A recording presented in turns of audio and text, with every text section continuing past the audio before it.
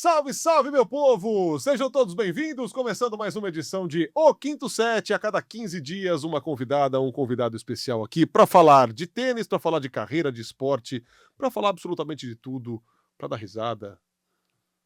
Mas ela, não vou dar risada com ela, não. Não, né?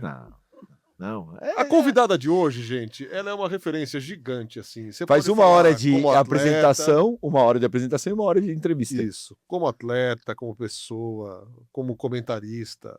Bota referência nisso. Vocês conhecem Fabi Alvim? Talvez não. Fabizinha vocês conhecem. Bem-vinda, Fabi. Que alegria te receber aqui. Eu adoro te ouvir. Quando você abre a boca, eu tô parando para ouvir. Então, ouvi-la aqui por uma hora e alguma coisinha vai ser um prazer. Muita coisa legal pra gente falar. Bem-vinda. Bom, gente, primeiro eu tô pagando a minha dívida, né? Porque, nossa, vocês já me convidaram algumas vezes. Infelizmente moro distante daqui, né? Porque essa cidade é demais. Né? Não vou em qualquer programa. Essa cidade é demais. Vocês são demais. Eu assisto vocês, escuto de vez em quando não dá para assistir, né? Para não atrapalhar ninguém. Boto no meu fonezinho. E, cara, é uma honra estar aqui, bater um papo, dar risada, se divertir, falar de esporte. E ouvir também vocês são demais. Primeira pergunta nesse programa sempre é: qual é a sua relação com o tênis? De fã mesmo. Eu sou pereba, eu acho que no tênis. Já me arrisquei às vezes num beach tênis lá no início, né? Mas eu acho que eu sou pereba, assim. Eu acho que a primeira vez que eu tive um contato com uma raquete de tênis, eu errei a bolinha e aí aquela frustração eu carreguei para Nunca mais esqueceu. Nunca mais. Mas você tem tudo a ver com o tênis. Você escolheu ser líbero, que o líbero vai ficar ali tomando pancada. Footwork, protegendo. É típico de tênis. Cara, mas eu acho que teve muita relação também com acesso. Pode ter sido isso também, né? Eu sou nascida e criada no subúrbio do Rio de Janeiro. Era uma quadra para dividir com todas as modalidades, desde as coisas mais básicas, sem ser o esporte mais queimada, aquelas brincadeiras de rua. E o tênis era distante, ele passava bem longe. Mas eu confesso que assim, eu sempre gostei de assistir. Sempre. A relação de fã sempre existiu, mas jogar, eu acho que você tem a ver com a posição de líbero, né? Porque você é um cara raçudo, que não desistiu. O DNA do teu tênis tem relação. Não sei se o tênis, em geral, tem muita habilidade ali, né? E o tênis tem a coisa do máximo dupla você joga ali, né? O vôlei é bem mais coletivo, mas o Fino tem muita relação com a posição de líbero, isso eu não tenho nenhuma dúvida. Acho que ele tem ele não. O líbero tem a característica porque ele veio muito antes disso, a característica de um atleta que, né, o líbero tem que ser aquele sempre, além do altruísmo, que eu acho interessante, pela relação que ele tem com o esporte, de não fazer pontos, né, ser um mero coadjuvante, tem a coisa do espírito, né, da bola, não pode cair a bola, de meio que liderar ali no fundo, e eu acho que tem muita relação com o tênis que ele jogou ao longo da vida dele. Fabi, a posição de líbero, ela obviamente evoluiu com o tempo, mas o Brasil tem o privilégio de ter, nos dois naipes, no masculino e no feminino, duas gigantescas referências, o Serginho e você. Por que você acha que o Brasil desenvolveu duas referências assim, logo do surgimento da posição praticamente? Por que você acha que isso aconteceu e quanto você se orgulha de ter visto o desenvolvimento dessa posição que hoje tem jogadores e jogadoras muito completos? Cara, por incrível que pareça, assim, eu comecei a jogar vôlei, eu era atacante, né? Eu com 13, 14 anos, eu já tinha a altura que eu tenho hoje, que é 1,66. E eu tive uma grande referência, assim, porque qual era a minha relação com o esporte, né? Eu era uma menina que brincava na rua, brincava de tudo, de bola, então eu era uma menina meio sozinha mesmo, porque não tinha outras meninas que jogavam bola comigo, né? De uma época que as meninas brincavam de pular elástico, colecionar papel de carta, e os meninos faziam esporte, né? Tá bem para trás, eu espero isso, mas ainda é a realidade de muitas meninas, né? Que meio que o esporte não está inserido no contexto da rotina de brincar na rua. Então eu fui uma criança criada meio que ali, solta, experimentando. E a primeira Olimpíada que eu vi, que eu me lembro de acompanhar, foi a Olimpíada de 92, em Barcelona, que foi quando aconteceu o primeiro ouro do vôlei masculino, primeiro ouro de esporte coletivo, né? Foi uma catarse, assim. E eu vivi muito aquela época eles viraram meio Beatles do esporte brasileiro. E foi a primeira Olimpíada que eu vi na TV, foi a primeira Olimpíada que eu vi com família. Antes eu era muito mais jovem e não tinha tanto interesse, assim. Então começa a minha relação meio que por aí. E eu comecei a jogar em pequenos clubes ali em Irajá, acabei jogando um campeonato no shopping, recebo um convite para ir para o Flamengo, que era o meu clube de coração da época, né? Meus pais, eu sempre brinco que os meus pais tiveram uma certa ignorância nesse sentido, uma ignorância boa, porque eles não te fazem a menor ideia. Bom, os tempos de hoje é quase que inimaginável isso, mas eu, aos 12 anos, eu cruzava o Rio de Janeiro. Para quem não conhece, vou tentar dar em números, assim, mais ou menos isso. Cruzar a cidade em 50 quilômetros, pegar 2 ônibus sozinha, com 12, 13 anos, para jogar vôlei num clube da Zona Sul. Hoje isso seria uma insanidade. Insanidade, total. Então eu às vezes agradeço a maneira que os meus pais levaram isso. E tinha muito dessa coisa, é no Flamengo, né? Então era o clube de coração deles. Então a relação que eu tive começa assim. Primeiro inspirada naquela geração de 92, aí eu faço um teste, passo no Flamengo, jogo nas categorias de base. E alimentava uma certa, na minha cabeça, que ia dar certo, porque o esporte ele é excludente, né, gente? Vamos ser honestos. O esporte em si, de alto rendimento, ele acaba sendo excludente. Seja pelas questões sociais que a gente falou aqui, né, não ter acesso a algumas modalidades, é um sistema muito mais clubista, então, assim, não chega muito nas periferias, nos interiores. E aí, enfim, o fato de eu ter vindo para um clube como o Flamengo, eu já olhava assim, eu tinha um certo destaque nas categorias de base, mas, cara, eu era pequenininha, uma tampinha, né? Eu tentava compensar essa ausência de altura eu era a primeira a chegar, a última a sair, queria saltar né? E aí vem a minha primeira grande referência feminina, que por incrível que pareça, eu acho que bom, o Billie Jean King fala uma coisa muito legal, né? Que você precisa ver para querer ser alguma coisa. E a Mireia era a minha grande referência. Espetáculo. Só que assim, depois eu fui saber que a Mireia tinha 10 centímetros a mais que eu. Fora isso, Ela saltava um monstro. nunca mais houve nenhuma Mireia. Então assim, ela serviu só de fonte de inspiração, porque era muito pouco provável que eu ia chegar onde Mireia estava. Mas ali era uma questão de sobrevivência. Então eu mirava num ícone, num expoente que parecia minimamente comigo, que era baixinha, fora do padrão, para tentar sobreviver. E fui sobrevivendo. Só que chegou ali perto dos 17, 18 anos, cara, não ia dar. Por mais que eu acreditasse, eu acho que o fato de eu ter acreditado alimentou durante um certo tempo a minha continuidade. Mas depois não dava. E aí surge a posição de líbero. Então, assim, eu meio que nasço, e o Serginho acho que também acaba tendo uma história similar. Eu meio que nasço para o esporte de alto rendimento com a própria posição, né? E foi uma questão de sobrevivência mesmo. Eu me lembro até hoje do técnico Jax, que era meu técnico da base, falando, cara, tem uma posição nova aí, acho que tem tudo a ver contigo. Eu falei, é mesmo? Ele opa, tem tudo a ver comigo, ou seja, tem uma chance, né? Que até então não existia. Eu falei, que legal, cara, mas e aí? Como é que essa posição me conta um pouco mais? Você nunca vai fazer um ponto Não, na sua vida. aí ele falou assim, o que ele faz? Ele falou assim, vou começar pelo que ele não faz. Ele não ataca, não bloqueia, não saca Não levanta de e não toque. faz ponto. Aí, assim, eu não posso falar o que na hora me deu vontade, e eu não falei nada disso por respeito a ele, fui embora brava pra casa, cara. Esse cara tá louco. Voltei pra casa no dia seguinte, botei a viola no saco, né? Cheguei lá humildemente. Falei, então, me fala melhor aí, porque ao mesmo tempo, o que ressoou na minha cabeça? Pô, tem uma chance que até então eu ia usar o esporte para estudar. Era a minha saída naquele momento. Então, assim, eu acabo nascendo e eu acho que por uma relação de sobrevivência, e outra coisa legal é que, assim, não tem um inventor de líbero. O nome, uma inventora, quem inventou, ninguém sabe. Mas a gente tem uma desconfiança que isso tenha nascido através de uma recomendação do Japão. Porque o líbero tem muitas características do voleibol japonês, de defesa, que tinha uma coisa de ter um rally point mais longo, né? Que isso era legal para o espetáculo.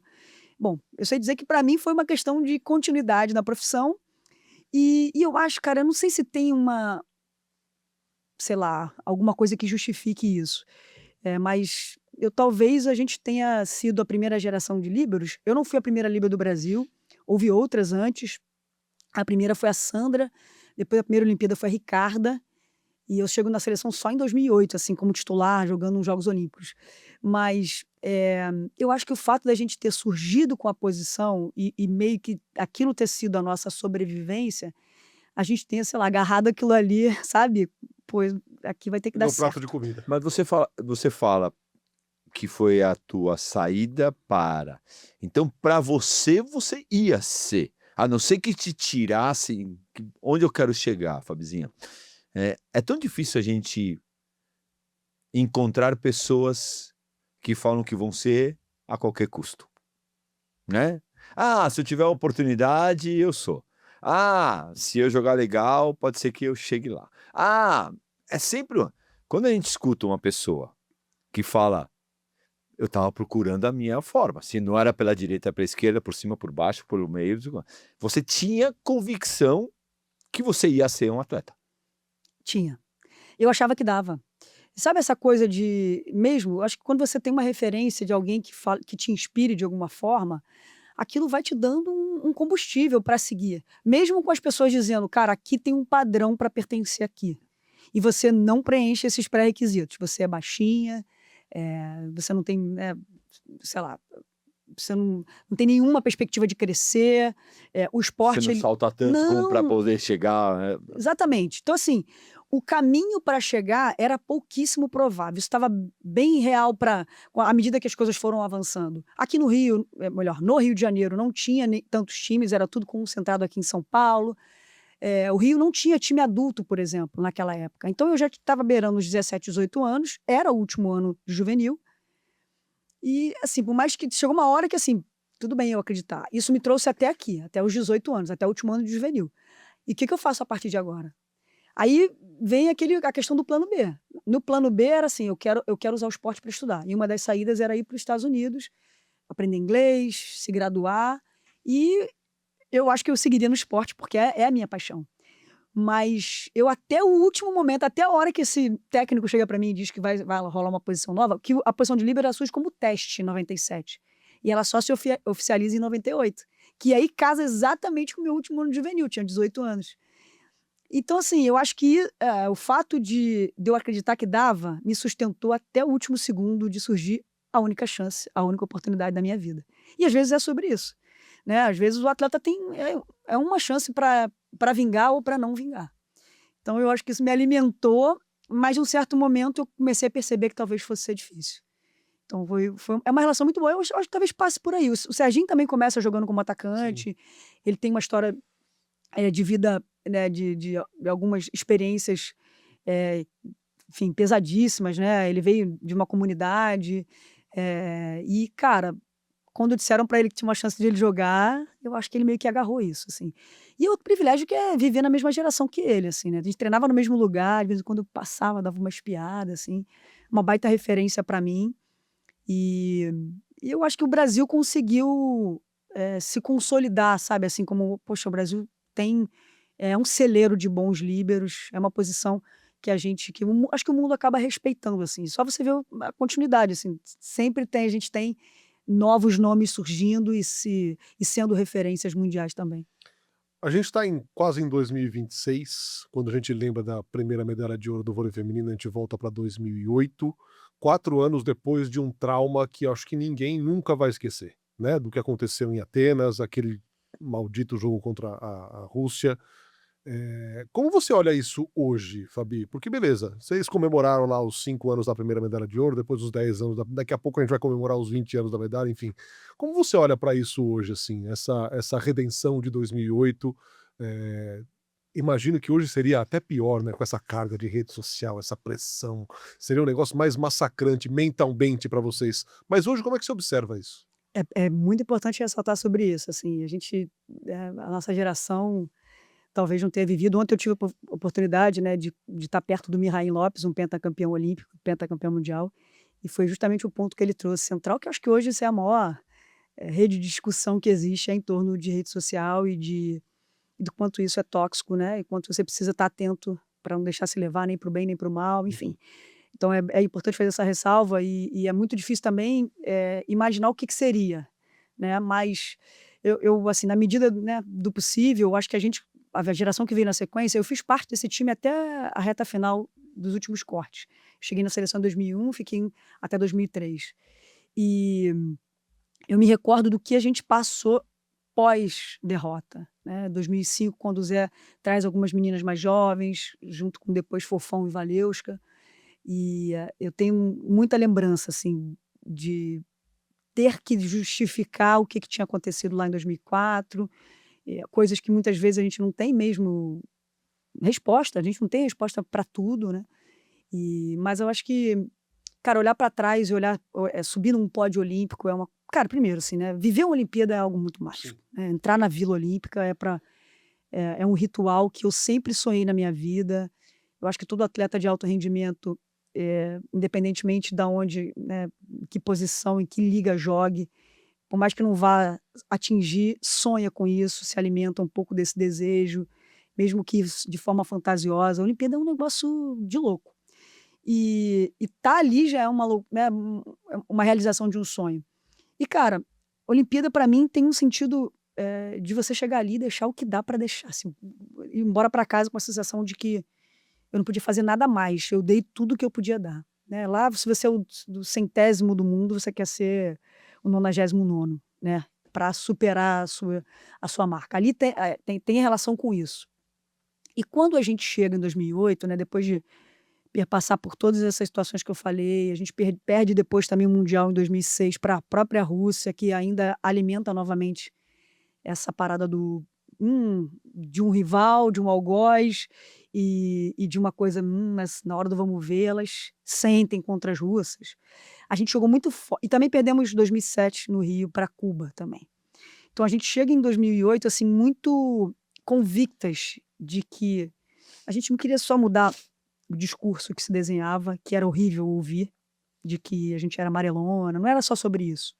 E a gente também não tinha muito consciência de que tinha relação direta com uma certa misoginia mesmo, assim. Desconfiavam da gente, muitas vezes, pela questão do gênero, enquanto mulheres. A gente não tinha muito essa noção. Depois, acho que a gente acabou se dando conta disso tudo. Mas quando a gente chega em 2008, a única convicção que a gente tinha era de que a gente precisava chegar ali e que a gente tinha também chances de sair dali com uma medalha, mas que a gente precisava chegar ali, a gente precisava ter uma conquista grande. Chegar ali E àquela altura já com um caminhão nas costas, né? Sim. Por causa de 2004, por causa de 2006 no Mundial, por causa do PAN no Brasil em 2007, ou seja, o peso nas costas era muito maior. Sim, aí ele ia aumentando à medida que alguns fracassos... E tivemos títulos também, mas alguns fracassos a gente voltava meio que a estaca zero. E quando a gente chega em 2008, é que o cenário foi muito acima do que a gente imaginou. A gente sabia que tinha chance de ganhar, a gente sabia. Nós tínhamos a consciência de que era um time com chance de subir ao pódio. Estava muito ali entre Brasil, Cuba, aliás, foi a última Olimpíada da seleção cubana, assim, com a última medalha, com time com chance de subir no pódio. Então, era Brasil, Cuba, Estados Unidos, Itália, eram as equipes, e a própria Rússia, né? Que tinha sido campeã olímpica, tinha sido finalista olímpica 4 anos antes. E aí a gente ganha, cara, a gente perdeu um set naquela edição, né? Foi a final. E eu acho que quando você olha para o pódio, você sobe ali, você faz uma análise rápida de tudo que aconteceu, como é que a gente chegou numa primeira medalha de ouro olímpica, eu tive a plena, assim, convicção de que aquela medalha tinha muitas mãos, mão de muita gente, desde a primeira participação em 80, onde a gente sabia que era difícil ganhar aqui no continente, e essa primeira chance vem a duras penas por questões geopolíticas, mas assim, por mulheres que abriram um caminho demais, a primeira participação em 80. E a partir daí, outras mulheres que meteram o pé na porta para a gente avançar em investimento no vôlei feminino, no esporte feminino de modo geral, como Jaqueline, Isabel, assim, pessoas que foram fundamentais para que a gente... Acho que hoje, talvez, as gerações atuais, né, não façam nem ideia do que foi no passado, com os avanços que acabaram acontecendo à medida que as coisas foram, né, se realizando. Então, quando eu olhei para aquele pódio, cara, você olha e você fala assim, cara, que loucura, né, cara? Chegar num lugar onde eu vi pela televisão aqueles meninos em 92 e é como se tu estivesse dentro da televisão, sabe? É uma loucura, assim, na hora. E, ao mesmo tempo, você ter um minuto de consciência de que aquela medalha... Você carrega aquela medalha, mas aquela medalha tem muitos nomes por trás. Então, sempre que eu faço questão sempre de celebrar quem veio antes, eu faço sempre questão de lembrar que as meninas e as comissões técnicas que jogaram outras edições de jogos também foram importantes para que a primeira medalha viesse lá em 2008. Você vem de um esporte coletivo, completamente diferente do que eu convivi. Óbvio que cada integrante ali tem uma importância. E aqui não tá essa mais ou essa menos, eu sou mais importante do que ela, ou ela, porque ela cortou a última bola e ganhou. Você tem um pouco de noção de onde vem toda essa tua liderança tua força. Porque todo mundo que a gente conversa, você pode falar o que você quiser, mas a gente fala de Fabizinha, todo mundo fala sobre liderança, sobre o quanto você é importante, o quanto você brilha teu olho quando você está ali dentro. E quanto você contagia as pessoas. E dentro de um time, você contagiar tem muita força. Não é só acertar o passe ou não. É o contagiar. É todo mundo já tá começando a cair e tem uma pessoa no meio falando, não. De onde vem? Porque eu acho que essa é a grande pergunta de todos os técnicos, de todos os pais, de todo mundo. Como que eu faço? Não ser igual a Fabizinha, mas como ser melhor, ser mais líder, ter mais a atitude. Cara, eu vou te falar uma coisa, Fino, assim, eu não sei se eu tenho resposta para essas coisas, assim, mas eu comecei a buscar ao longo da minha vida, porque líbero é só um, né? Agora a gente tem 2 líberos por equipe em campeonatos mundiais, mas a Olimpíada acaba sendo só um, né? Nenhum técnico vai abrir mão de um atacante para ter mais um líbero. Mas assim, o que eu vejo? Eu sempre fui atrás dos meus diferenciais, assim, né? Porque a disputa sempre foi muito parelha entre todas nós. E a minha característica sempre teve associada a essa. Eu gosto de falar, de me comunicar. Eu acho que eu acabei tendo. Eu acho que uma das coisas que eu pensei muito ao longo de parar de jogar tinha muita relação com. Cara, as pessoas estão conversando muito pouco hoje em dia, não tem mais aquela resenha, né? Todo mundo, cada um no seu celular. Então, assim, eu sempre fui a pessoa do papo. Eu sou uma pessoa que foi criada na rua. Eu gosto da rua, eu gosto de gente, eu gosto de trocar ideia. Eu gosto de olhar no olho e quero saber se, poxa, caramba, tá acontecendo alguma coisa. Eu acho que o líbero tem uma relação com o altruísmo muito bonito. Eu acho que isso é o que mais me encanta, assim. De vez em quando, quando eu faço umas palestras, converso com as pessoas e tal, eu faço um exercício muito legal, assim. Eu joguei vôlei 20 anos da minha vida, e num esporte que não tem empate, que você vive de, né, ganhar e perder o tempo inteiro, então essa relação é quase que diária. Você pode ganhar o campeonato mundial. Se você entrar em uma quadra de novo no dia seguinte, você pode ganhar e você pode perder. Sabe? A coisa essa relação que não pode ser também nem ufanista demais achar que você é o maior de todos quando você ganha tudo, nem também achar que você é um nada quando você perde. Então, eu acho que quando eu faço esse exercício com as pessoas, eu falo assim, você sabia que eu joguei vôlei num esporte que soma pontos, que você tem que ganhar sets para ganhar um jogo, e eu nunca fiz um ponto. Aí, cara, é isso, a galera dá risada, e o outro fala assim, mas cara, eu nunca tinha pensado nisso, é isso.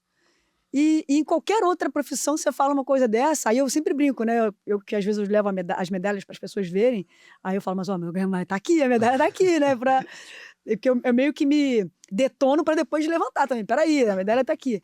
Mas é que essa relação é muito legal, cara, porque só fazer uma associação, eu nunca fiz um ponto na minha vida. Por mais que houvesse a intenção, se eu pegar uma bola, jogar essa bola na quadra adversária, né, ter uma visão e sagacidade, jogar a bola ali, é considerado o erro do adversário e não um ponto meu.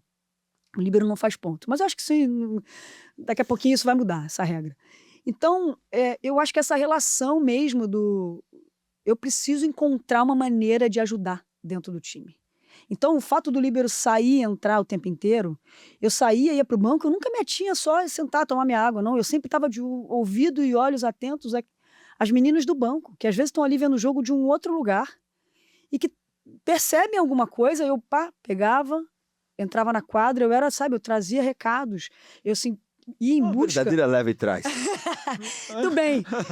Mas eu ia em busca de ser útil, sabe? E aí, comissão técnica, eu ficava olhando o que eles estão falando, números, sabe? Quantas vezes eu combinava com as meninas, cara, não tem ninguém, a largadinha é boa, hein? Era uma coisa que eu falava, largadinha é boa. Porque eu brincava que eu sempre estava num lugar muito privilegiado da quadra, eu via tudo, eu via a movimentação do outro time, e às vezes não é só olhar tática, técnica, é olhar e falar assim, eu acho que hoje ela tá sentindo um pouco, hein?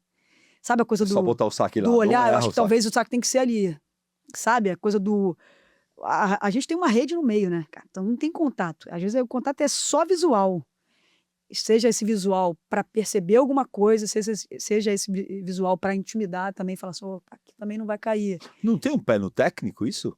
Tipo, o líbero não tem um pé no técnico de a próxima não seria o normal, uma coisa natural, você sair, não que você queira ou não queira, não sei se você quer ou não quer, mas sair de ser líbero, ao invés de ser comentarista, ser técnica? Cara, você sabe que era uma coisa que me incomoda, assim, era algo que também tinha ali nas minhas possibilidades de pós-carreira, era uma coisa que eu pensava. Porque é isso, você vê um jogo de lugar muito privilegiado, as minhas características sempre envolveram essa questão, eu gostava de números, gostava de chegar, falar. Acho que esse é o grande ponto, cara.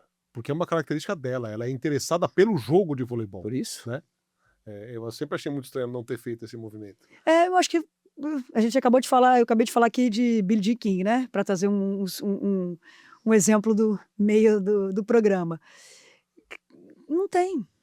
A gente não tem. Né? E o caminho da mulher nessa carreira esportiva pós é dureza, assim. Você não tem, primeiro, você não tem em quem se inspirar.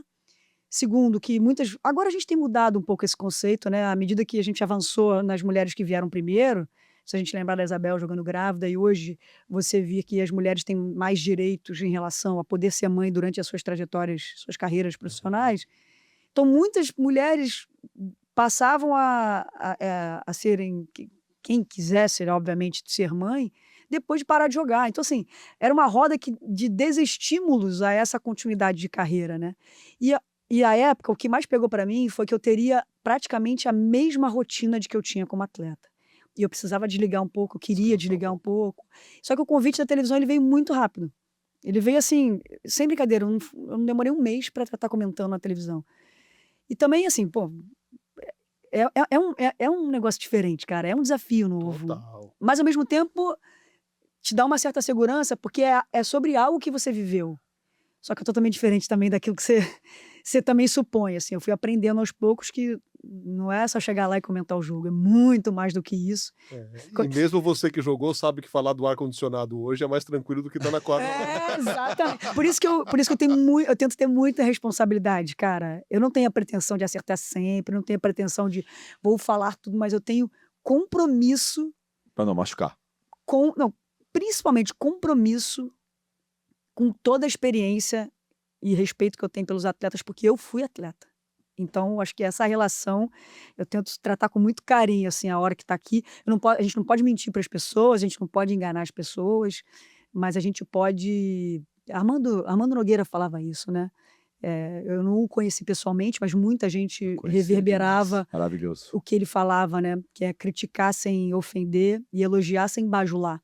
Então, existem maneiras, não tem certo ou errado, existem formas de você fazer aquilo. Então, eu tento ter um compromisso com a verdade, mas um senso de justiça, mas também com o cuidado que eu imagino que as pessoas mereçam, com o respeito especialmente que as pessoas mereçam, mas eu tento fazer da minha forma, não dá para enganar as pessoas, mas acho que tem um jeito da gente fazer sem machucar. Acho que isso aí é Nessa legal. história de ser treinadora, a gente lembra da Lampin. A Zetova, que era técnica da Bulgária agora, acabou de sair. Então, assim, era a única que tinha a Lampin. Lampin acho que foi o primeiro grande exemplo de treinadora mulher. E assim, de ultra sucesso. E é louco que a gente não viu isso nunca mais. As posições de treinadores mundo afora, tanto no masculino quanto no feminino, são acho que até em clube, né, Fabi? Nos grandes clubes aí também são homens, né? São homens.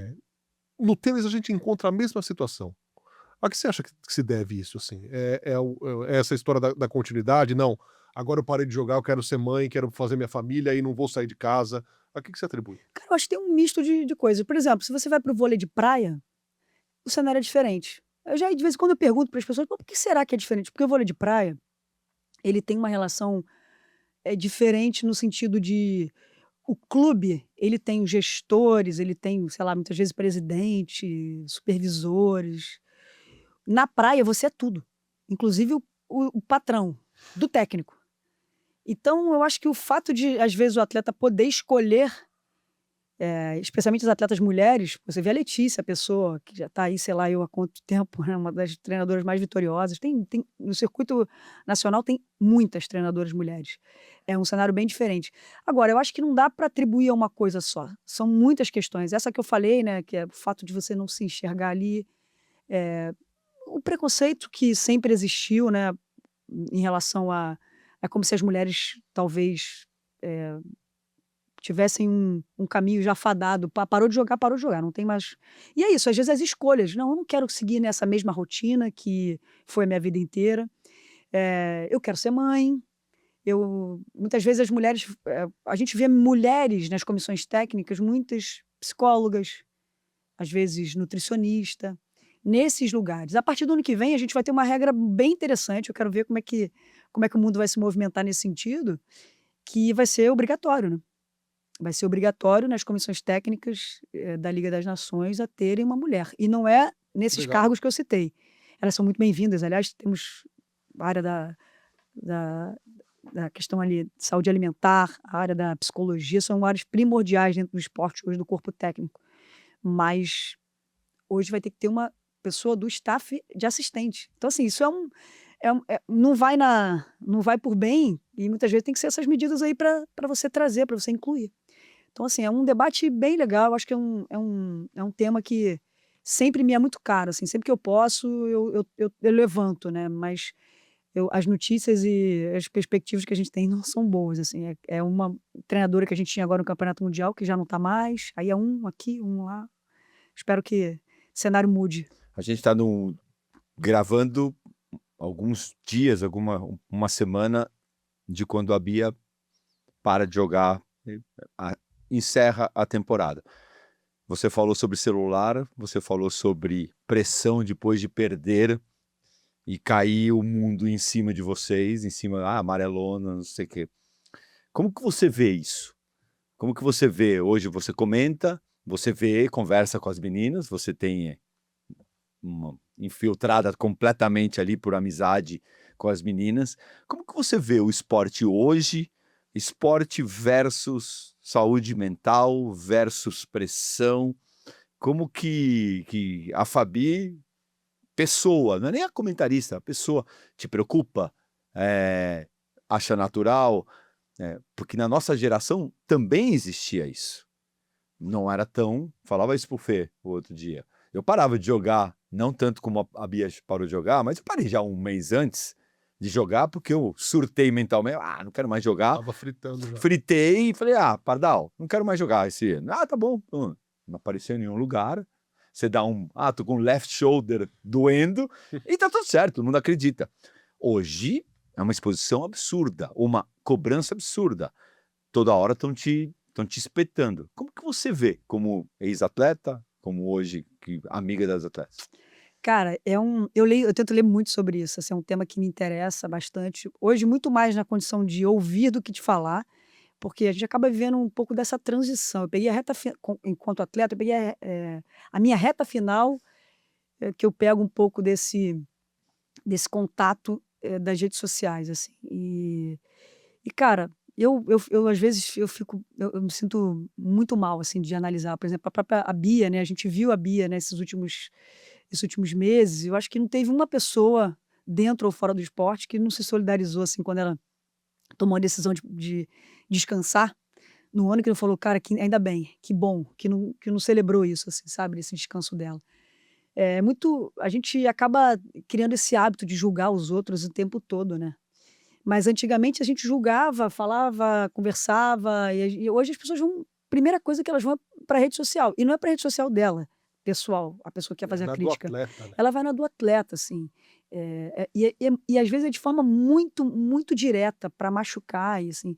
Então, assim, cara, primeira coisa, o atleta, ele sabe.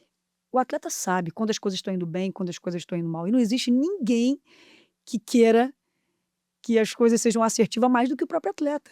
Existe uma cobrança individual, por mais que você jogue o esporte coletivo ou o esporte individual, existe uma cobrança pessoal.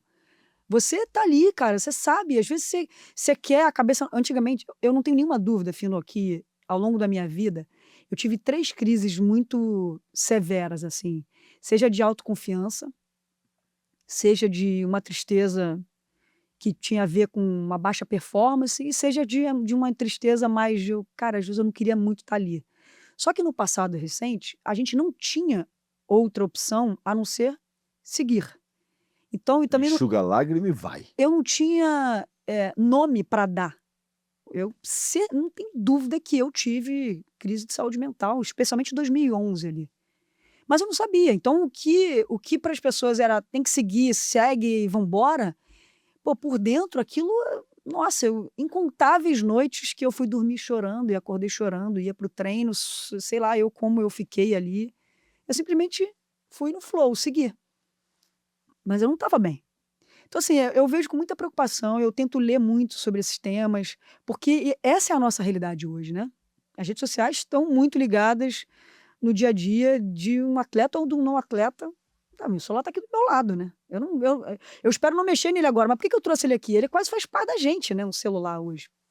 Mas, cara, eu tenho visto cada vez os atletas com esse interesse de tentar ter uma relação saudável com as redes sociais. Bernardinho fala muito sobre isso, né? Às vezes a gente precisa da validação da opinião das pessoas, mas você provavelmente jamais perguntaria para ela alguma coisa, né? Então, por que você está dando importância para aquilo que ela está te dizendo? E é muito incrível que, por mais que você tenha lá nos comentários 100 comentários positivos e um negativo, como aquele um negativo vai mexer com você muito mais que os outros 100, né? E você só vai responder para ele. Que loucura, que loucura. Eu, por exemplo, faço exercício de não responder as pessoas, assim, nem as coisas boas. Às vezes eu tiro um dia para interagir, que eu acho legal. Cara, as redes sociais tem coisa muito legal.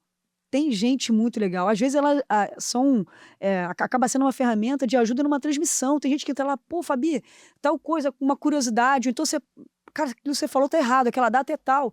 Sabe, isso é demais, essa interação com as pessoas. Mas essa relação, ela tá cada vez mais tóxica, assim, cara. Eu acho que é um negócio muito curioso, é um negócio muito recente.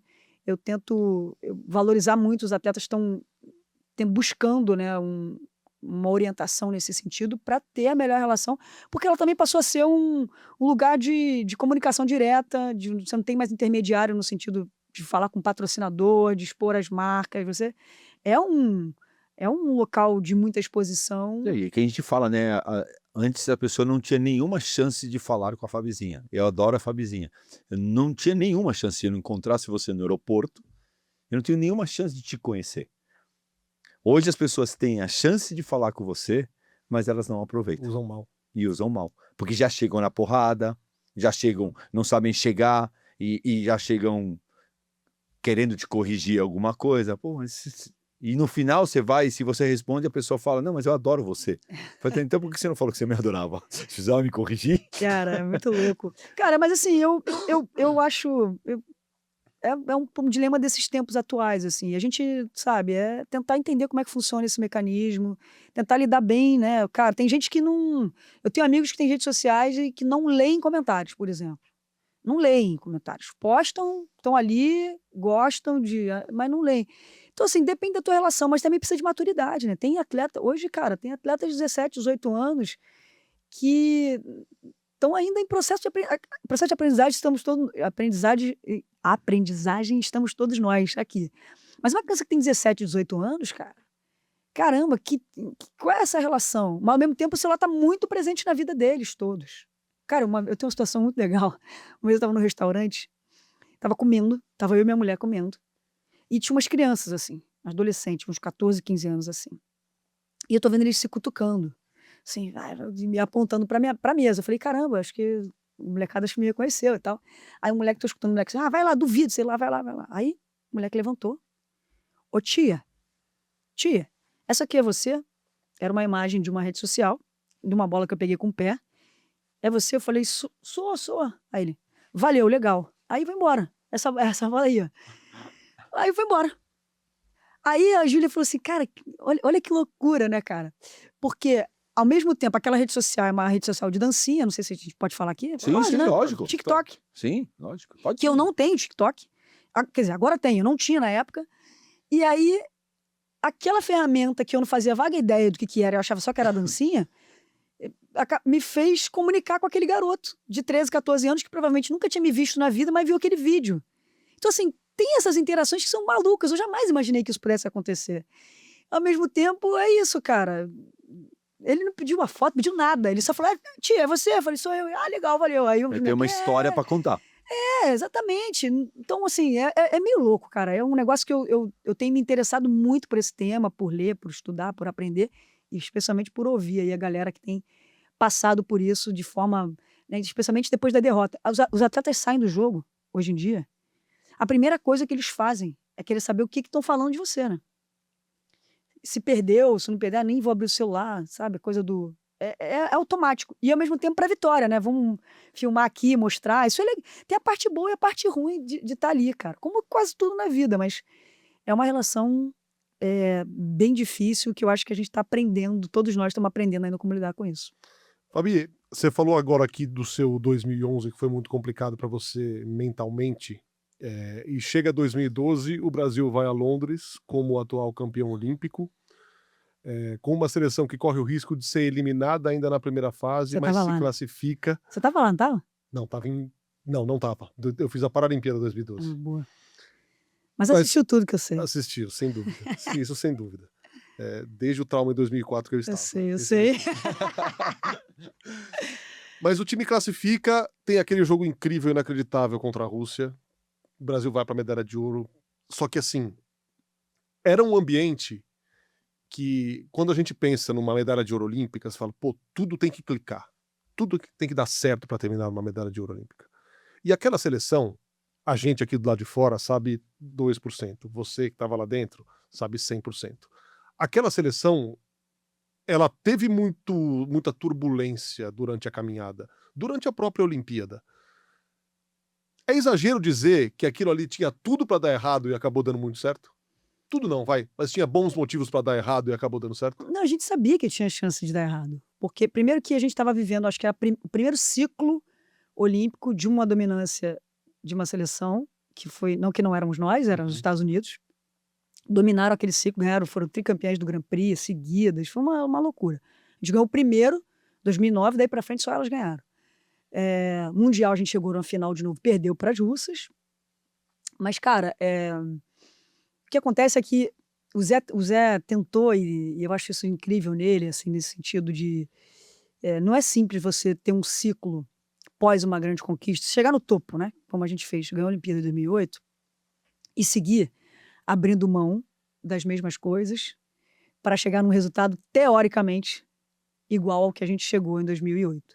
Só que tem uma coisa muito legal também, no sentido de o Zé conseguiu fazer com que as mais jovens, que não tinham vivido aquilo, queriam também viver essa experiência. Então era meio que automático que as meninas que tinham chegado recentemente renovassem esse brilho das mais velhas, das mais atletas que tinham estado na conquista de 2008. Éramos 6 que tínhamos estado lá. Então isso foi muito legal, essa integração entre quem estava chegando e quem permaneceu.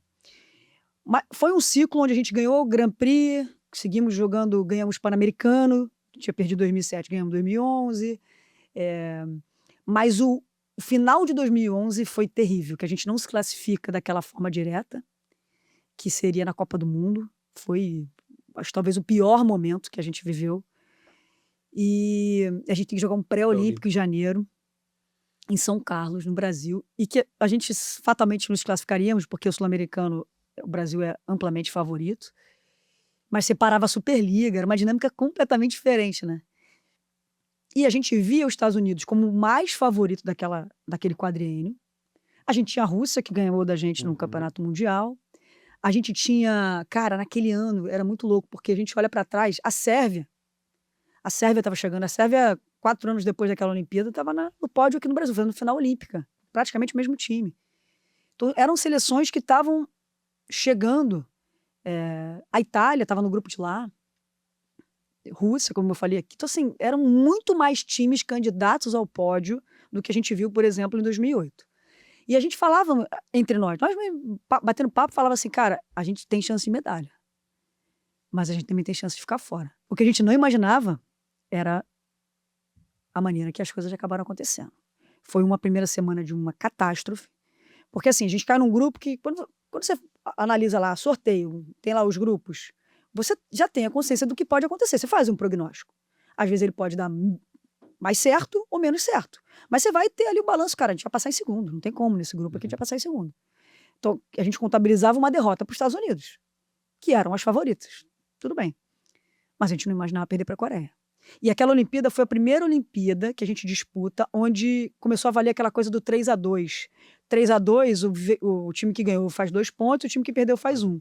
Então isso ainda embolava mais os grupos. Então a gente faz, na estreia, 3-2 com a Turquia. A gente ganha, não sei como, 3-2 da Turquia. Perde para os Estados Unidos. Aí joga, acho que é a Coreia na sequência. Tem 2 derrotas seguidas, acho que é isso. Perde para a Coreia, um adversário que a gente não perdia sei lá quanto tempo. E aí você tem que encarar a China. 3-2 com a China. E, por último, a gente jogou contra a Sérvia. Que a gente, se os Estados Unidos, que não precisavam ganhar a Turquia para ser primeiro, perdem esse jogo, que era totalmente perdível, se elas quisessem, a gente já entrava na última rodada contra a Sérvia, eliminadas do campeonato. Então, assim, cara, fizemos vários prognósticos, do melhor ao pior. Esse que aconteceu não estava. Não estava. E aí passou a ser a coisa da sobrevivência. Opa, temos uma chance. Eu tenho a recordação exata, a gente aquecendo, Estados Unidos jogando contra a Turquia. A gente na quadra de aquecimento, você tinha uma janelinha que a gente olhava, toda hora a gente aquecia, dava uma olhadinha, ó, os Estados Unidos está completo, os Estados Unidos vai jogar para ganhar, não vão perder. E foi o que aconteceu. Então, quando a gente entra contra a Sérvia, cara, a gente entra, ali já tem uma mudança de postura, já tem não vou dizer nem a retomada da confiança. Ali é como se a gente tivessem dado a gente uma segunda chance de seguir. E aí, muitas vezes, numa Olimpíada, você não tem segunda chance. E aí a gente ganha da Sérvia, e aí vem aquele jogo contra a Rússia que, bicho, até hoje, sem brincadeira, até hoje, se eu parar para um set que eu veja, eu me emociono. Eu também. É impressionante aquele jogo. Ele tinha tudo para não ser emocionante no tie-break, né? Porque roubam uma bola da gente, uma bola, o ataque da Fernanda Garay, 2 palmos dentro, e aí o juiz não tinha desafio, naquela época não tinha um video challenge. O juiz dá ponto para elas vão indo, a gente faz 13-10. Um cenário muito similar aos 2 últimos mundiais, que a gente citou aqui já, 2006 e 2010, e ao principal de todos, 2004, o 24-19. A gente faz 13-10 pra gente, e elas vão a 14-13, cara. Então, assim, é um turbilhão de coisa. Quem sobrevivesse... Eu acho que eu nunca falei sobre isso, mas eu acho que quem sobrevivesse desse jogo ia acabar sendo um campeão olímpico, que foi o que acabou acontecendo mesmo. Porque o jeito que você sobrevive numa vitória dessa, moral que você tem, bicho... Não é por acaso que você sobrevive a um jogo. E elas tinham saído em primeiro no outro grupo, né? Elas não tinham perdido para ninguém. E ali é como se você... Opa, o Brasil voltou. Só que ainda assim, as estadunidenses eram amplamente favoritas. Eu lembro, você está falando dos detalhes, eu lembro de olhar na arquibancada, assim, tinha uma família das meninas estavam lá, em Londres. Isso também mexe. Ah, a família tá aí? Vocês estão achando que vocês vão ganhar? A partir do segundo set, que o primeiro a gente tomou um pau de 25-11, eu acho. E, cara, aquela Olimpíada é inacreditável. Tudo que aconteceu, desde as partes ruins até os momentos mais emocionantes, até quando eu comecei a olhar e falar, cara, a gente vai ganhar isso aí. A gente vai ganhar esse jogo. Porque a gente começou a abrir no placar, eu falei, a gente vai ganhar. A gente vai ganhar o jogo. O quarto set inteiro, o Zé, vai, placar, muda. O Zé é quase o carinha do placar para ir passando os pontos. Porque era uma coisa que, assim, não tem jeito. E 2012, na final, teve muito do que a gente também já falou aqui o contato visual. A gente tem uma estratégia, né, em 2012, assim, totalmente diferente, que a gente saca na líbero, que é especialista. Era a Davis na época. E ela sentiu o jogo, assim, dava para ver que ela estava insegura. O que acontece? Em alguma medida, eu me lembro de ter trocado o olhar com ela, assim, ao mesmo tempo me solidarizando, mas ao mesmo tempo, assim, cara, é do jogo, né? Eu sei que você tá passando porque não é fácil. Mas é sobre uma medalha de ouro, é sobre uma final olímpica, então, assim, é isso. Tem uma coisa, bem como atleta, você tentar mudar uma maneira de jogar, você chegar no 14-14, 24-24, 23-23 e ser um time vencedor, ser uma jogadora vencedora. É muito mais fácil você se controlar, né? Você fala, Fabizinho, agora eu preciso jogar bem. O que muda de você ser um time, na hora do vamos ver, mais ganhadora e na hora do vamos ver, menos ganhadora? Porque ser individual, você brigar com você é mais fácil. querendo ou não, eu acho que essa é a essência do individual contra o grupo. Você fala, cara, eu tenho que ter essa responsabilidade que eu não posso errar essa bola. Mas você tá falando com você. Só que você não controla o ânimo de todas as meninas, o medo de todas as meninas, seja o que for delas. Qual é o balanço ali? Hoje você tá do lado de fora, você tá comentando, você vê que chega no 23-23 e esse time quase sempre perde. Cara, Fino, o vôlei tem uma parada. Como é que você se constrói as relações, assim? É curioso. Porque o vôlei tem as especificidades, né? O central joga no meio, o ponteiro joga lá na ponta, o líbero recepciona e defende, em teoria, porque eu sempre acho que o líbero pode fazer mais coisas, como a gente também já falou aqui hoje. Mas, assim, sendo pragmática, é isso. O levantador vai estar lá levantando as bolas. Mas como é que você constrói essas relações? Eu não consigo ver o esporte sem as relações humanas muito bem estabelecidas, assim. Por isso que eu sempre considerei o líbero, hoje, a minha experiência, a minha vivência no esporte como jogadora, especialmente como líbero, hoje eu sou uma extensão disso, assim. Eu pego essa vivência que eu tenho dentro da quadra e trago para mim como pessoa. Porque como é que você estabelece ali essa relação de um time que você tem certeza... Primeiro, eu acredito muito na cultura esportiva, né? Como você cria uma maneira de fazer as coisas e você não abre mão daquele tipo de entrega, que você estabeleça uma forma de cobrar onde você mantém um nível de respeito, mas que não haja milindre nessa relação. Eu acho que tem muito a ver com o dia a dia ali, sabe? Eu tenho muitas recordações durante um jogo, a maioria das atletas de recepção vinha me pedir ajuda no jogo, pô, me ajuda. Era comum para mim, assim, não, eu vou te ajudar, vai mais pra linha, vai mais pra cá, pegava uma quadra maior, vai assim, tá? Mas não é todo dia que você tá com essa segurança toda, tem dia que as coisas não saem como você quer. Então, eu já tive exemplos de pegar para uma menina que não era tão especialista, que era uma ponteira mais de definição, e virar para ela e falar assim, aí, me ajuda aí. E da menina olhar para mim e falar assim, hã? Você tá pedindo ajuda? Se você tá pedindo ajuda, cai a casa. Mas sabe o que você tá dizendo para ela? Que você confia nela. E aí, bicho, eu acho que aí é que tá o segredo de você começar a construir essas relações de que você fala na hora do vamos ver. Às vezes vai ganhar fácil, às vezes você vai ganhar naquela... Às vezes é aquele time que tem...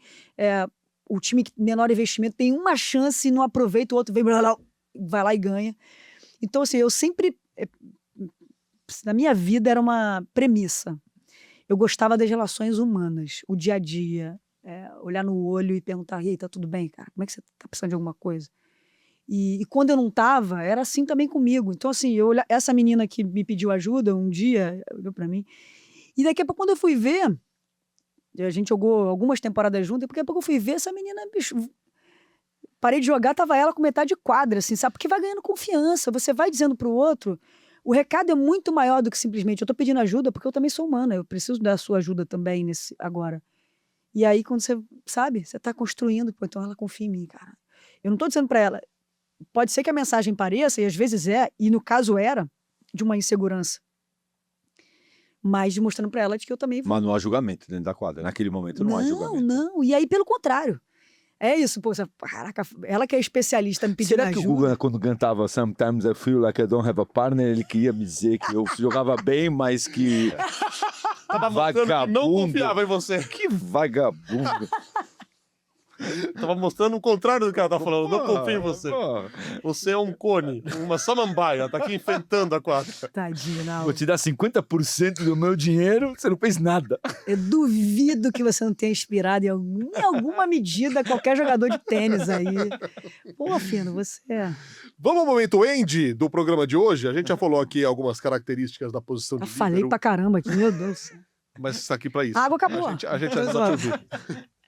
Fabi, quanto você acha que você contribuiu para a evolução da posição de líbero, de maneira geral, e quanto você acha que você inspirou novas líberos do Brasil? Porque a gente teve a sua época que você tomou conta absolutamente da posição, por muito tempo. E, salvo engano, não teve uma outra líbero que tenha ficado tanto tempo quanto você, dona absoluta da posição. Deu uma rodada. Me conta isso. Quanto você ajudou no desenvolvimento da posição e quanto você inspirou novas líberos brasileiras? Cara, eu acho que foi... Não sei se eu ajudei no desenvolvimento ou se é a coisa de ser pioneira mesmo.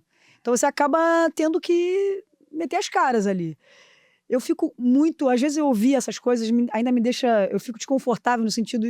Primeiro que eu detesto falar sobre mim. Eu acho chato pra caramba falar sobre si. Eu não tenho esse narcisismo. Eu acho que o líbero, ele é coadjuvante ali, mas ele pode ser muito protagonista no coletivo. Eu acho que essa é a principal função do líbero, no dia a dia. Claro, obviamente, as funções mais específicas de recepção e defesa, mas eu sempre imaginei o líbero muito mais do que só passar e defender, sabe? Eu acho que a gente tem... É por aí que passa, talvez, a minha contribuição. Assim. Os líberos foram evoluindo. O Serginho, por exemplo, ele praticamente inventa a questão do levantamento. Né? E não é o levantamento só para entrada e para saída. Isso eu acho que já acontecia. O que ele fazia é levantamento para os centrais. Né? É uma coisa que ninguém fazia no mundo. Uma pipe, levanta em suspensão. Um controle de bola absurdo. A bola de graça, muita gente não percebe isso. Né? A bola de graça, ele foi o primeiro a pegar a bola, ele saltava para passar a bola de graça. Isso tem a ver, sabe com o quê, cara? Você está se antecipando a bola e jogando a bola mais rápido, porque se você espera para dar manchete, você está perdendo segundos. A bola vai cair, você vai dar manchete. O jogo do Brasil era tão veloz que o Serginho, na bola de graça, ele saltava e chuta. Passava pro Ricardinho mais rápido ainda.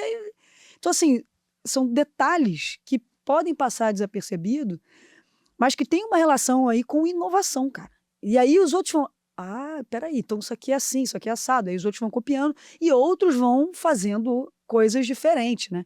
Hoje a gente tem um menino, o Nikolov, um levantador da Bulgária, que eu acho que tá assustando todo mundo aí. A dupla de irmãos, e é um levantador que faz 30 pontos no Campeonato Mundial, já tem um levantador. Então, assim, você vai evoluindo, é a evolução das coisas. E eu acho que, assim, só de ter contribuído, de estar... eu não tô falando isso para ser humilde, não, é de verdade. De você imaginar que você ajudou a difundir uma posição que no início eu duvido que alguém imaginou que vai existir uma criança que vai falar que meu sonho é ser líbero. No passado, não, cara. No passado, quem se transformou em líbero foi a Flávia, jogou a Olimpíada de atacante meio. Sandra também, Ricarda também, foram atacantes transformados nessa posição. Eu acho que eu acabo ajudando a formar as primeiras gerações e, em alguma medida, você acaba sendo esse espelho, né? E eu acho que o fato de ter, assim, ido em busca de diferenciais para que não se ativesse só a passar e defender. Eu vou lá fazer o meu, passar e defender. Não. Eu acho que isso serve para a vida, né? Você me pedir aqui para vir aqui fazer um podcast com vocês, eu não vou vir aqui bater um papo, eu vou aqui para fazer o melhor bate-papo que eu puder, me entregar, estar aqui com você. Eu vou estar aqui com vocês, me divertindo, rindo, contando, me emocionando. Eu vivo esses momentos, seja jogando vôlei como era na minha profissão, e seja no meu dia a dia. Eu não vou fazer as coisas... A gente vai lá, se tiver que ser assim, né, tudo bem. Mas eu tento sempre trazer algo a mais para essas relações da minha vida também. Ele sabe que eu não gosto muito de estatística, não sou muito estatístico. E eu vejo que o teu esporte, ele é completamente marcado, não é nem da estatística, né? Tem um estudo absurdo por trás, onde atacar, onde defender, porque tendências. E isso também a Fabi viveu uma evolução nesse aspecto do jogo, assim, que é bizarra, né? Primeira pergunta, quanto que o atleta, na tua visão, tem que se envolver nisso? E quanto o se envolver nisso e você delegar, porque, né, a estatística fala você tem que atacar para cá ou tem que defender para lá. Te engessa e te deixa menos jogadora.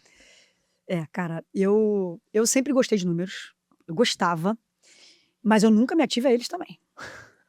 Eu já tive situações, por exemplo, inusitadíssimas no jogo, que é a parada do... Eu tenho as histórias ótimas com o Bernardinho, né? Porque ele fala rápido e com entonações, às vezes, impossível de você decifrar o que ele está dizendo.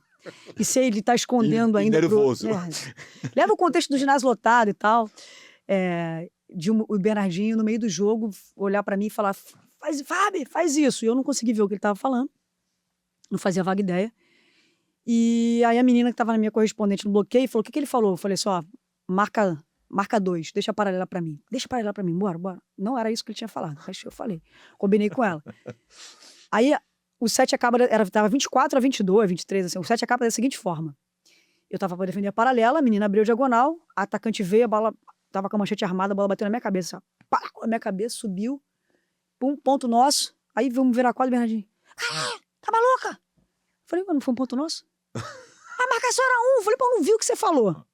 Eu não tenho ideia do que você falou, eu tomei a decisão, deu certo, foi ponto nosso, acabou aí. Parabéns pra mim. Aí ele falou, mandou bem, mandou bem. É assim, porque você tem que achar a saída. O atleta, é óbvio que os números importam. E às vezes a comissão técnica, ela tem esse papel, tem gente que te dá o jogo mastigado.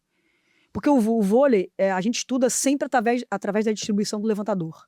É a relação de recepção, onde é que o passe vai e qual é a tendência do levantador na distribuição, para que você tenha sempre bloqueio duplo e a defesa bem montada.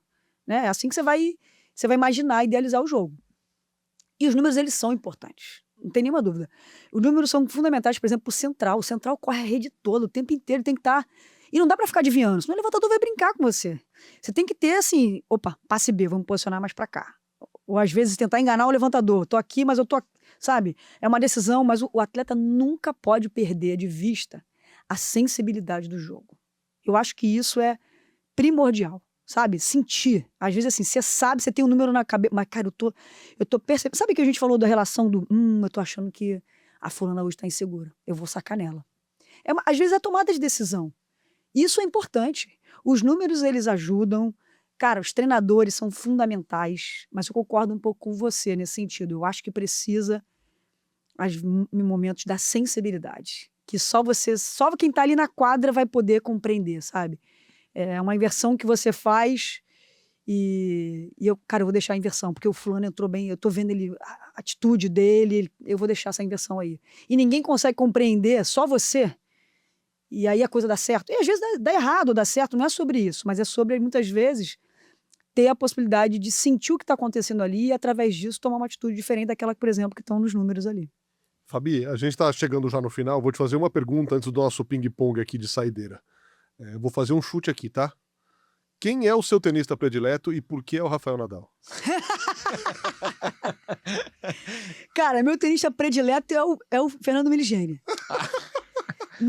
Chupa, Nadal! Eu tô falando em linhas daquilo que eu vejo como atleta. O Fino eu acompanhei muito, né? O jeito de jogar, eu acho que lembra muito o líbero. Mas essa foto foi praticamente uma invenção da selfie. Essa foto eu não sabia o que era selfie.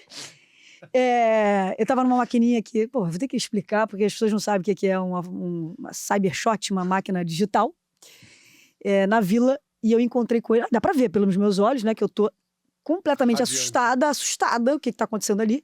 E, cara, em 2008 ele não teve sossego na Vila. O Federer, por exemplo, nem ficou na Vila. Ele ficou na Vila, eu acho que deve ter se arrependido, tô brincando. Eu acho que ele ficou, assim, 2 dias sem conseguir almoçar direito. A partir do 3º dia, a galera vai se acostumando com ele. Mas, cara, ele lembra um pouco Fino também, né? A coisa da garra, Queria ter o cabelo dele. Se eu tivesse o cabelo dele, tava feliz. Mas, isso já não existe mais, cara. Eu ia dizer isso. Ele também caiu. Eu lembro que nessa época a gente ficava curiosíssimo pra saber o tamanho da panturrilha dele, né? Tinha uma coisa dessa Ele tava no auge, 2008, ele foi talvez a maior celebridade ali na época. Era a época dele que ele jogava de regata e calça curta. Isso aí. É o título de Wimbledon contra o Federer. Exatamente. Eu tenho essa recordação. Depois eu tirei uma sentada, assim, essa cara de assustada, que eu tenho guardado também. Mas, cara, a Olimpíada é muito mágico por isso, né, cara? Você encontra as pessoas na Vila, você fala... Super-heróis. E eu sou uma pessoa que curto esporte. Então, assim, eu sei quem são as pessoas, assim. Fulano, eu sempre trazia...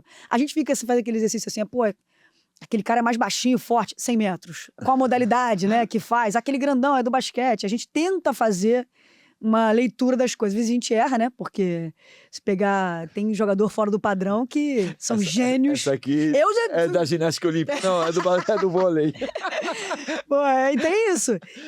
Mas a coisa de você encontrar a meca ali, né, cara? É muito louco, assim. E isso é um negócio muito legal. E aqui, me desculpa, pode tapar os ouvidos, fechar os olhos, já que você não gosta de falar de você. Isso é muito legal porque quem não sabe, quem porventura desça de Marte hoje e não saiba que você foi um monstro de jogador que você foi e te ouve falando na televisão, tenha certeza absoluta que você vive disso há muito tempo, porque você incorpora, se envolve, estuda e conhece o esporte. Então é um negócio muito legal de ver. Isso não é muito comum. de ver nem Obrigada. entre jornalistas, ainda mais entre os ex-atletas que Obrigada. se apoiam muito na experiência que tem para fazer comentário. Porque mostra que é o conhecimento e o cuidado que ela falou aqui. Total. E o cuidado, a gente está numa época onde as pessoas acham que o cuidado com o outro é passar pano. E eu já tive criticando porque jogou mal, mas exatamente, a crítica ela não precisa ser maldosa, ela não precisa ser, nossa, essa menina é horrível, meu, dá uma olhada. Não, horrível, então eu também sou. Né? É o que a gente fala, pô, eu vou comentar da Bia, da má fase dela, a má fase dela, o ranking dela é melhor do que minha melhor fase. Então se a gente começar por ali, eu já não posso falar, né? Porque se a gente vai nessa que as pessoas vão. Então, o teu cuidado, e eu gosto de assistir também, o teu cuidado, ele é impecável nesse sentido. Mas tem que ter equilíbrio, né, Fino, pra Por falar das isso. coisas. E também não dá pra ser ufanista e falar agora também, porque é muito melhor você estar na hora que ganha, né? Pra poder elogiar, falar as coisas boas. Mas na hora que perde, você tem que manter a sobriedade. Mas eu sempre tenho uma premissa comigo, assim, não dá pra enganar quem tá em casa. Eu não quero, como espectadora, quem consome lógico. esporte, você Jogou tá super bem, deu pra falar, azar. Não dá pra falar sobre isso. Você tem que tentar trazer números que façam que a pessoa tenha. Cada um tem uma maneira de, né, de ler o jogo. Eu acho legal pra caramba, cada um analisar. Mas eu tô ali, me pagam pra me dar para eu falar sobre a minha opinião sobre aquilo ali. Então, assim, as pessoas podem discordar, mas Alguém já ficou brava com você? Ah, mas tudo bem. Tudo bem, já. Acho que sim. Provavelmente. Eu não tenho essa. Acho que sim. Faz parte do jogo, cara. Eu tenho que dar minha opinião. E às vezes pode ser diferente da que você leia. Mas é isso que eu falo. A minha opinião vai estar sempre cercada de respeito. Respeito pelo outro, mas eu não engano quem está em casa. Ou pelo menos eu tento não enganar quem está em casa. Vamos para as nossas saideiras aqui, Fabi. Com medo dessas respostas Meu dela. Deus. Vamos supor que você não fosse essa pessoa ultra traumatizada de ter furado a bolinha de tênis da primeira vez que você pegou a raquete. Contra quem você gostaria de jogar? Ai, contra quem? Caraca, Serena Williams. Serena Eu Williams. ia ser massacrada. Não, justo, mas é bater bom. pra bater uma Vou tentar bola, tá bom. responder um saque dela. Aqui, ó. Vai, saca. A gente fala muito em Big Three, Big Four, né? Por causa de Djokovic, Federer, Nadal, Murray. Quem é o Big Four do vôlei pra você? Nossa, mãe do céu. Todo, feminino, masculino, tudo? Mistura o que você Montar quiser. 4 aqui? O que você quiser. 4 atletas, você quer? Ou botar 2 e 2. 2 e 2. Tô ganhando tempo, peraí. 4 mesmo? Tá. Pode ser 3? Não, 4? Serginho. Serginho. Giba. Márcia Fu e Sheila. Espetáculo. Caramba, mas tem muita gente boa que eu deixei de fora, mas tá bom. Se você pudesse escolher uma pessoa pra bater um papo por 1 hora, quem seria essa pessoa? Pode ser atleta, não atleta, pode ser vivo, pode ser morto. Com quem você gostaria de sentar, já que você é boa ouvinte, e ouvir? Nossa, mãe, também tem muita gente. Do esporte? Você que sabe. Cara, eu gostaria de bater um papo com a Mireia. Com a Mireia? Eu já Isso conversei. é muito possível, cara. Isso deve ser lindo. Não, eu já conversei com ela algumas vezes, mas eu acho que nunca sobre o tamanho da influência que ela teve para eu sustentar o meu sonho, sabe? Assim, lá quando garota, assim. Ela foi, obviamente, inspiração para muitas atacantes, para muitas meninas, e acredito que meninos também, pelo fenômeno que ela foi, né? Tricampeã mundial. Acho que ela é tri olímpica, eu sei que ela é. Não sei se ela é tri ou bi mundial. São tantos títulos na carreira dela, mas eu acho que talvez pudesse contar para ela, assim, você não tem ideia, cara, porque eu de fato não sei se ela imagina a quantidade de gente que ela inspirou, e bater um papo assim sobre tudo. Eu sou apaixonado pela cultura do país dela também, entender como é que era a dinâmica do esporte ali. Marcel Merguizo, fica a dica. Promova este encontro. É uma ordem. É uma ordem. Eu já tive com ela no Carnaval do Rio de Janeiro, você acredita? Que espetáculo. No camarote do Carnaval. Não deu pra conversar muito. Não me parece um lugar apropriado. Não, Acho que é um lugar... Não, eu tive com ela em campeonato mundial. Eu tenho o livro dela, autografado, ela escreveu uma biografia, mas eu queria um papo assim, tipo assim, que nem a gente tá tendo aqui, desse nível. Que música, banda, cantor ou cantora te fazem parar pra ouvir? Ixi, Marisa Monte Nem Mato Grosso. Deixa eu ver. Nossa, tem muito. Samba. Eu vou citar vou pegar um sambista aqui que é um grande amigo e um cara que eu acho que fala muito sobre o lugar de onde eu venho, que é o Rio de Janeiro, especialmente do subúrbio, chamado Moacir Luz. É um cara que eu gosto muito. Tem um sambinha no Rio de Janeiro que ele promove há quase 20 anos, chamado Samba do Trabalhador, que eu tento frequentar também. Segunda-feira à tarde. Mas é um Samba do Trabalhador porque os músicos, né, a galera da arte, que em tese faz peça final de semana, ou a banda que toca no fim de semana, tem folga na segunda. É por isso Músico, que eles garçom, cabeleireiro. Exatamente. É por isso que eles chamam o samba do trabalhador. Você pensa, jornalista. Mas peraí, cara, o trabalhador tá trabalhando essa hora. Mas tem essa alusão. É um samba muito tradicional do Rio de Janeiro. No seu baú de memórias, a melhor e a pior lembrança da carreira? A melhor, acho que foi a primeira medalha olímpica. Eu botaria junto com a minha estreia, mas tudo bem, vamos botar a primeira medalha olímpica, que meio que fala um pouco sobre todas as conversas que a gente teve aqui, inclusive vai lá no meu passado também. A pior, sem nenhuma dúvida, a derrota no 2007 aqui no Brasil, no Rio de Janeiro, foi uma das mais duras. Estava a família lá, os amigos, e as cubanas sambando em cima do pódio. Nossa, foi uma imagem que... ela foi superada por outras conquistas, mas ela está entre talvez as piores derrotas que eu sofri na minha vida. Vou te pedir para assinar a bolinha de tênis. Provavelmente seu primeiro autógrafo. Não, a bolinha de tênis eu acho que sim. Eu acho que sim.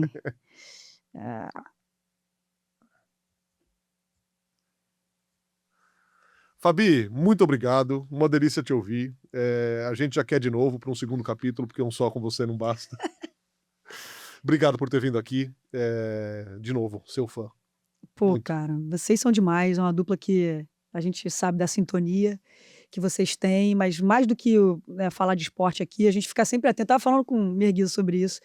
O Merguizo falou assim, cara, eu escuto eles como terapia.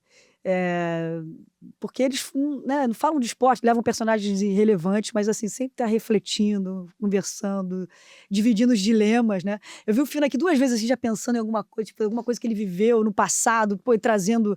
Eu acho demais o programa de vocês. Pô, cara, adorei que deu certo o convite, foi meio que em cima da hora. E a disponibilidade também de vocês terem me recebido aqui. Eu tô esperando o convite para jantar, né? Aqui São Paulo a gente quer sair para jantar também. Vamos combinar. Essa cidade demais que vocês recebem tão bem. Valeu, querida. Obrigado. Valeu. Esse foi mais um O Quinto Set aqui no canal do New Balls Please. A cada 15 dias um convidado, uma convidada falando sobre absolutamente tudo o que importa, abrindo o coração. E foi uma alegria ouvir a Fabizinha. Tchau, gente. Até a próxima.